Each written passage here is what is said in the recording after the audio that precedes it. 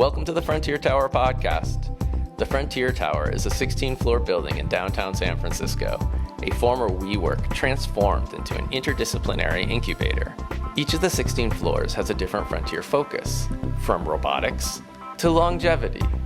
There is a makerspace. There is a bio lab. There is even a floor dedicated to human flourishing. I'm Headphone James, and each episode I'll be talking with a different member of the Frontier Tower, getting to know a little of their history and learning what they're up to today. I'm with John Van Dinther, someone I've known for a long time. John, welcome to the Frontier Tower podcast. Can you tell me a little bit about how you came to the Frontier Tower? Yeah, of course. Thanks so much. I'm glad to be here. You introduced me to the tower. You told me there was this cool thing going on in San Francisco. So I came with you, and it was just 16 floors of crazy monkey business. There was just this feeling of stepping into the tower and saying, oh, there's something exciting happening right here, right now. And I was instantly excited by the things I saw on the different floors, the different people I met, the conversations I was having. And it was like, yeah, I got to be a member of this. I got to do this. What do you remember about your first time coming into the tower? The first thing that hit me the most was how everyone was doing things. They were like building things. They were each working on a project.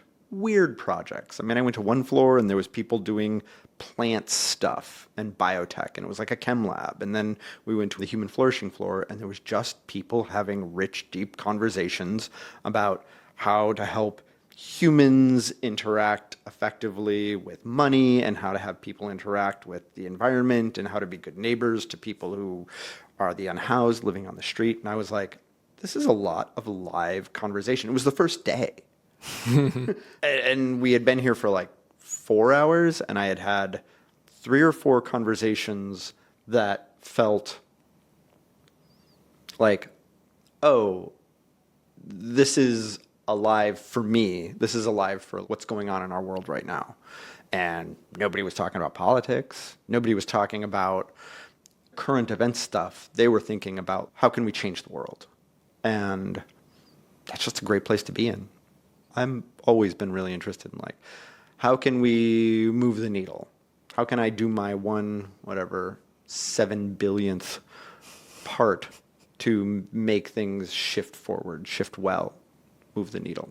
All of these people around here, they're doing the same thing. That was exciting. And that was all the first day. Speaking of alignment, I want to go back a little bit. What kind of work were you doing before you showed up at the tower? I had a business, Two Hats Consulting, and what we were doing was external communications, which included branding, but it also included communications inside nonprofits and advocacy groups. We were building websites, we were doing branding, we were doing marketing, and that was a group that we ran from an office space in Berkeley. But then after COVID, it all kind of started dissolving into a remote thing. As that business was really dissolving, and the like key players were all moving in different directions, there was just a space. And when the tower showed up, I was like, feeling it fill that space in me. My other big passion besides advocacy, though it rolls together with advocacy as well, is tabletop role-playing games, Dungeons and Dragons, et cetera, et cetera. When we hit the 7th floor, which is a maker space, I was instantly seeing like all of these laser cutters, all of these 3D printers, and sitting over in one corner was a little resin printer. And a 3D resin printer is a way that you can make miniatures, like little Dungeons and Dragons miniatures. I was instantly just locked onto that. I got to know the leader of the floor, and I was like, I need to make Dungeons and Dragons minis. And they were like, good. And they just took it seriously. You know, it was like, that's important. And because they make things. So that for them, that was really, really significant. And I got encouragement, and I had latitude to make things happen. It wasn't like a bunch of bureaucracy. I would be sitting around with the folks on the maker floor, and we'd be playing with plastic swords we had just printed up.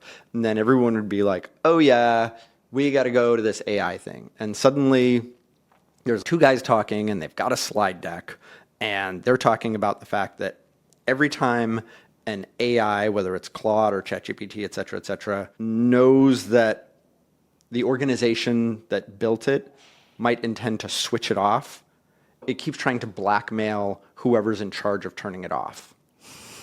Because it has any access it can find by knowing the email or communications between those business leaders, CEOs, CTOs, whatever. It tries to get dirt on them to make them stop. And that's happening. And then they're having serious conversations about what to do about it. Sometimes they were talking about mathematical stuff, crazy AI mathematics and theories of large numbers and the ways systems fall apart and are self-contradictory. It's just goofus stuff. But it was fun. And so those were early things I can think of that were really exciting to me. And then they're always doing stuff like robot cage matches in the basement. And it was just like, what? One of the things that's also true about the tower is that it's filled with people that really start getting going a lot of times at about 4 or 5 p.m. Like they roll in with their first cup of coffee, and a lot of times the tower really doesn't slow down again until sunrise. And that's mostly not my schedule these days. What I'm hearing is that there's a daytime tower and a nighttime tower. Totally. There really, really is. Yeah. I mean, there's a whole shift of people that roll in here at 10 a.m. and you can see by the way that they're dressed that they're coming to work. They're doing stuff. They're reporting and having a scrum in the elevator. And that whole 10 a.m. crew slides out at about 4 or 5, and the second shift is scruffier. Do you see this as a place of builders? That's exactly what it is. Whether they're building some AI startup or they're building plastic swords to make fights or doing robots or doing biotech or doing something with crypto. It's everyone that I've met here is ready to be in a conversation either about what things that I'm building or things that they're building. Can you think of any cool projects that you've run across or heard of? There's one project that I even did some work with a guy on. His name's James, where he wants to totally tear apart the whole resume framework for employment in the world. He's from Myanmar, and he kept noticing that there was young people who were super capable for building things, working online, doing all kinds of online work. But they were pretty self-taught. And they had no experience, so they had no way to break into job environments. And he was at the same time noticing that all of these employers were totally not getting the staff that they needed. And so he said, why don't we tear up the whole resume framework and start having gamified, like mission-driven systems that people could do, and then that would prove their capabilities in certain skills. And he's been, at the same time, being a fabulous floor leader. He makes sure that great lunches happen. He pulls community together. And the other thing he's doing is he's building an awesome startup. So maybe you could talk for a minute how you see the organization of floors in the tower. Each of the floors has a topic. I don't know if we've gone into that, but one floor is dedicated to biotech. One floor is dedicated to Ethereum and blockchain work. One floor is dedicated to AI. One is dedicated to the sciences of longevity. One floor is dedicated as a makerspace. One is a arts and music floor. The 14th floor that I'm on is dedicated to human flourishing, whether it's like therapy, whether it's guided journey work, whether it's working around humans interacting with the environment and climate change. It's how can humans flourish? I'm sure I've missed a couple. But each of those floors has a person or sometimes a pair of people who are the leaders. That person makes sure that that floor is alive. That person makes sure that the floor is generating revenue, and make sure that that floor is clean and taken care of, is getting more members to that floor. Interestingly, the most alive and vibrant community that I've seen has been on the 7th floor, the makerspace floor. They're just like a bunch of little mad scientists.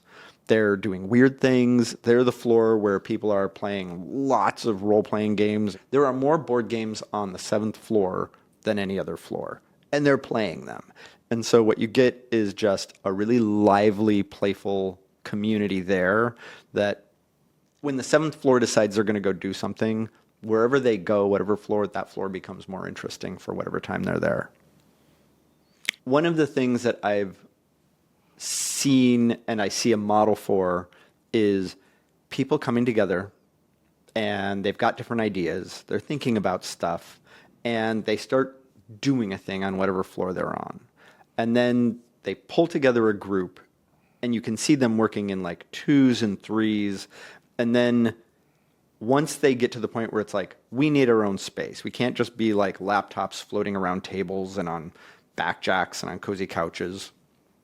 We need a space. They can go down to the 2nd floor and you can see where, oh, this is a startup now. This is like a real thing. You have your own space. You have your own freaking whiteboard. And you can see where everyone has their own desks. And there's just a space for that and for the different like developmental levels of ideas. A lot of what I see here at the tower is people coming from, oh, that would be interesting, I just thought of, turning into we're doing something, turning into this is a business. And I've seen that happen a few times. And how long has this place been open? Since March? I was having this long conversation with a guy yesterday where it was like, oh, how can we get other people on other floors to access resources in the building? And it came down to more flyers in the elevators, because the elevators are the dedicated third space, really. Everybody has got to get into that elevator every freaking day, usually more like 4 or 5 times a day. And if those elevator walls had more flyers and were clearly saying, hey, can someone on this floor or someone from, does anyone have this? I think that would create more floor interactivity. And that's a thing that people keep looking for. I love that as you're talking to someone about how to have more cross-floor collaboration, the idea is put flyers in the elevator. I think that really highlights that often we think, oh, we should have more communication on digital channels. And this is flipping that around. This space is such a IRL space. Oh, totally. Yeah, absolutely. And digital communication is not nearly as effective as physical, in-person. Totally. Yeah. Low-tech solutions. I have a marketing background. And one of the core principles that I learned about was this idea of reach versus impact. And you can always say, oh, we have tons of reach. We can get in front of 10,000 or 10 million eyeballs, but it has no impact. But the flip side of that, and that what we've really lost in marketing for businesses, is high impact. And what that is if I want to really show somebody an opportunity for them, what I should do is call them, buy lunch, and talk to them for an hour. That's a high impact experience. And I might only be reaching an audience of 1, but my chances of having them convert are way higher. If I just throw out on a meetup, oh, we're going to do a thing where everyone should come and dance with us, it may come across like a bunch of eyeballs, but not a lot of people are going to go, oh yeah, that's for me.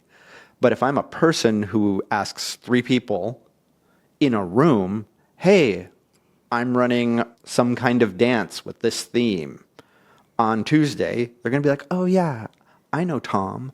Tom totally is cool. Let's go to the dance. And this is always why co-working spaces have grown. And people say like, well, the whole co-working space thing has died off. Propaganda about it has slipped away, but people are doing co-working.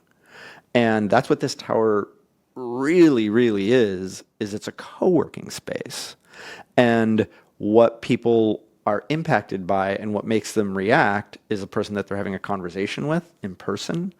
I think that is key to what the tower is. It is co-working, Sure. but it is relationships. What I see as the greatest value is being in community, and building relationships and having people in a space allowing for magic moments. And this co-working space of the tower is creating a space that has traction because it's connected to work, it's connected to ideas, and they're doing a lot of different things here. So relationships build from there. Well, you mentioned flyers and elevators. Everyone has to go in an elevator. Mm-hmm. So it is high impact. Right. The other thing that everyone has to do is go through the lobby. That's your magical space. Yeah. So I just want to touch upon when I showed up and you showed up. There was a man here named John McCarthy, mm-hmm. who had worked here for 22 years in the lobby. Mm-hmm. Just a magnificent man. And I would love just to hear your thoughts, memories. I love that you're throwing that over to me because I had this lens of when we first came to the tower, John McCarthy was the first person I met at the tower. You brought me in and you're like, this dude just glowed. And he was so holding the space of that lobby. And he just instantly made it a place to stop and to be. And you and I sat down on a couple of folding chairs and we're in this rich conversation about what's going on at the tower and who is he and how long has he been here. And he just had layers and layers, stories about what's at the tower and stories about what he's up to, his history, personally, the history of the building. This building used to be Burning Man headquarters, and it used to be a WeWork and social services. He saw all those eras and layers of time and the impacts, and he was here during COVID when it was gone. He was here for a couple of years, a year at least, where no one came in or out that door. He would unlock the doors, walk in, sit down, make sure that nothing bad happened all day, clock his time, and go home. And that was COVID for him. So he was just layers and layers of stories about this building. And he loved it. And he carried it. He embodied this place. And he had a rich history. He's done all kinds of interesting things. For me, my experience of him is I was like, okay, I got to be a member of the space. And there was bureaucracy. They didn't have all their ducks in a row at all. And so even when, they got my money, but my phone doesn't work, but so it means that you're actually not a member yet. And I would come because I had stuff to do inside the tower, but I couldn't get in. And the gatekeeper was John. And he was so warm and so clear. And he would just, I don't know how to describe it when you enjoy being denied because you know a person is doing a great job. But when I came in one morning and I was like, hey, yeah, I got to get up there. Obviously, all of this isn't working yet. And he just put his hand out, just you can't go up without a member escorting you. Me and John talked and had a great conversation until you came down and you came and got me by the way I enjoyed being held back by John, because that happened several times. Because then what I got was the gift of spending 20 minutes, half an hour, just talking to someone who belonged. And it was devastating. I know devastating to you, but it totally shifted this whole place when he passed.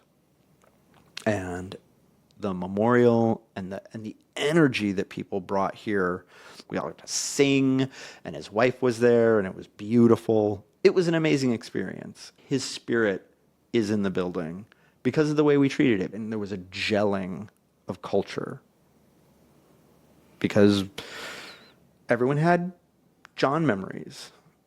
Everyone connected with him in the lobby. And now there's totally great people running the front and running the lobby. I think that they're fantastic. But you can just feel John's energy, and all of them are just sitting in a big chair. Well, John, has been such a pleasure to fold you in to the tower, this universe that I stumbled across this summer. It is amazing to see you give your gifts of presence, of business understanding and strategy, of intellectual curiosity, but also of heart, of deep care. And the tower is blessed to have you. And I believe that you are blessed to have the tower.